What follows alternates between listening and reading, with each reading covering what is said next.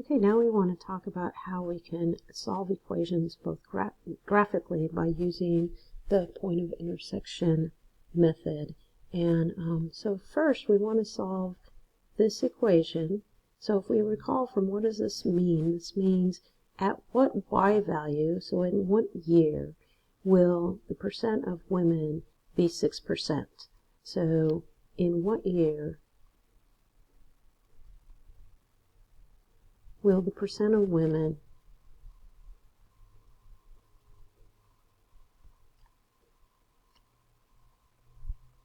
(65 and older, living alone) be 6%? And we want to use the graph in terms of this. So we want to think in terms of when does this happen, and what year does this happen at 6%? That it's 6%. So if we go back to our graph and look at the information that we have, we can see that it's going to happen sometime around here. So what we want to do is we want to find that 6%. And what we essentially do is we draw this horizontal line, and we know that's when P equals 6%, or P of y equals 6%, which is what our equation was asking. We want to know what this intersection point is. And so it looks like it's probably about 103, 104, somewhere around there. We're going to guess 103, 6. Okay, so we're looking for that intersection there.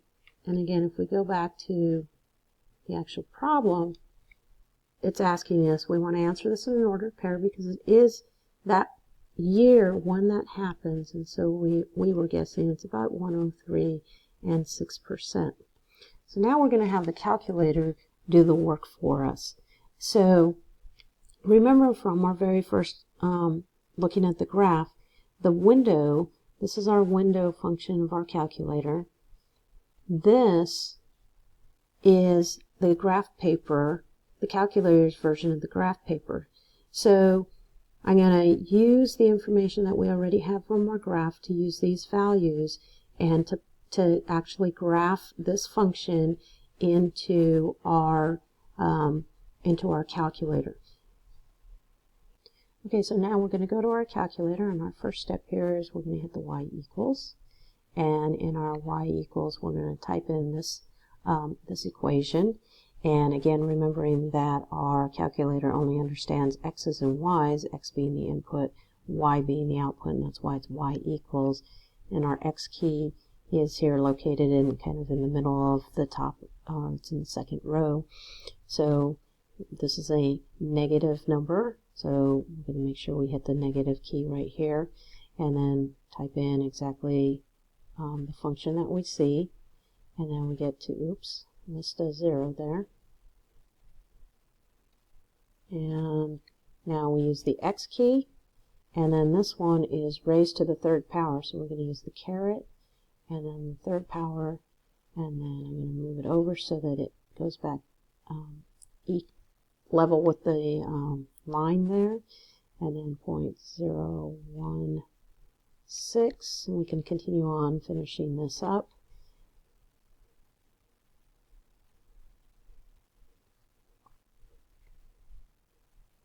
And lastly, we have 8.93.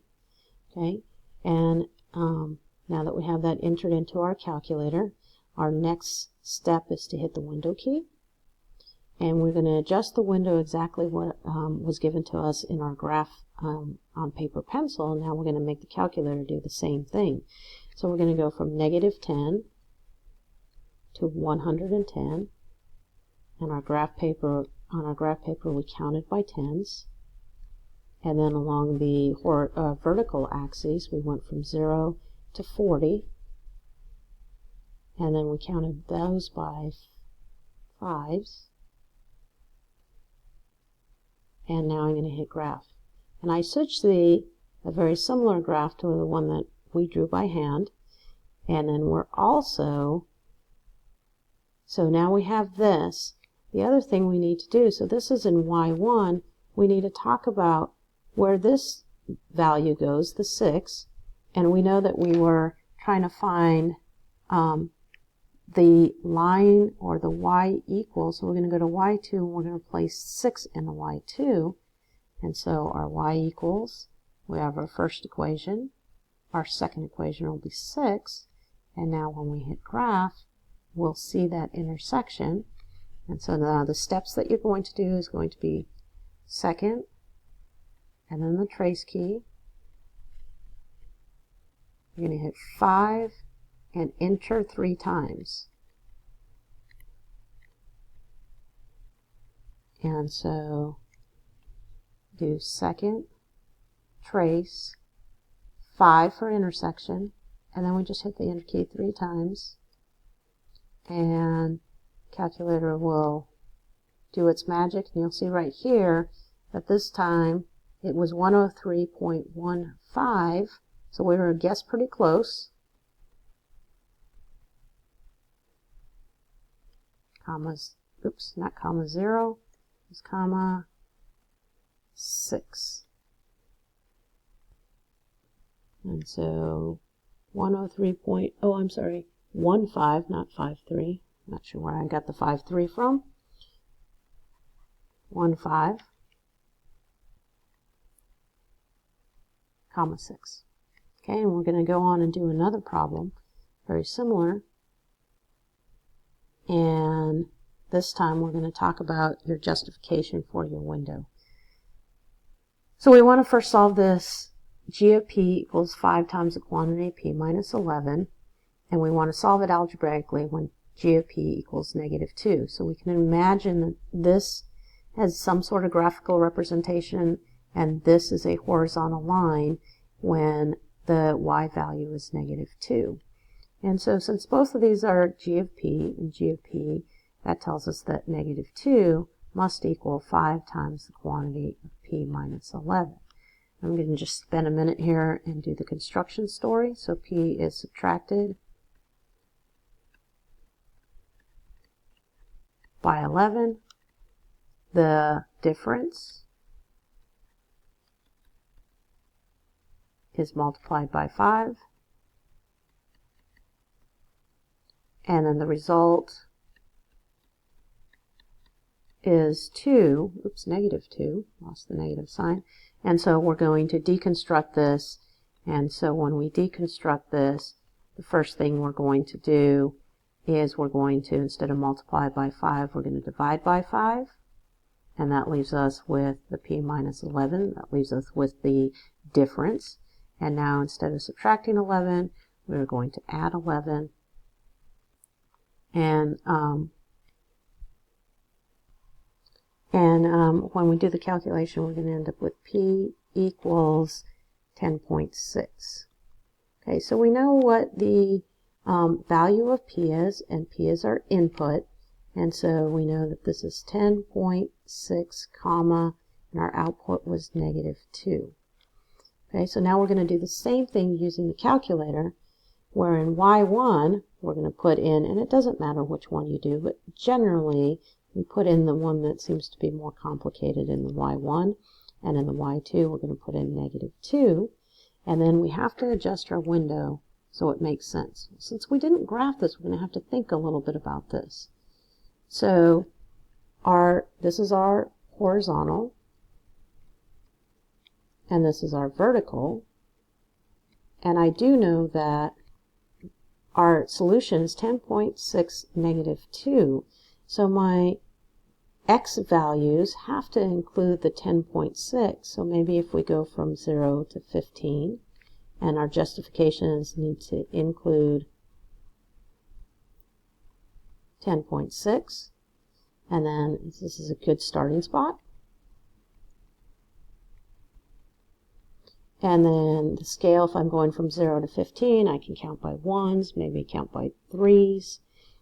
The -2, now this is our minimum, so I got to capture -2, so maybe it's from -5 to 0, and we can count those by 1. And again, we have to capture the -2, and this is a good scale for 0 to 15. And then 0 is just a good ending in this case.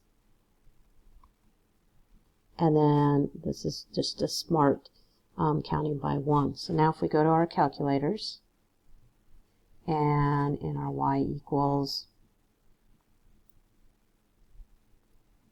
we clear that one out. We're going to do 5 times quantity x minus 11. And then we're going to do -2. And we go to our window. And this time we're going to go from 0 to 15. And we're going to count by 3s. And we're going to go from -5 to 0, counting by 1s. And we're going to graph this, make sure we see the intersection occur. And it's going to occur right there. Okay, so then we're going to do our steps again. Our second, trace 5 and enter 3 times. And so do second, trace, and notice 5 is our intersect, so 5, and then enter 3 times. And our intersection is 10.6, comma, -2.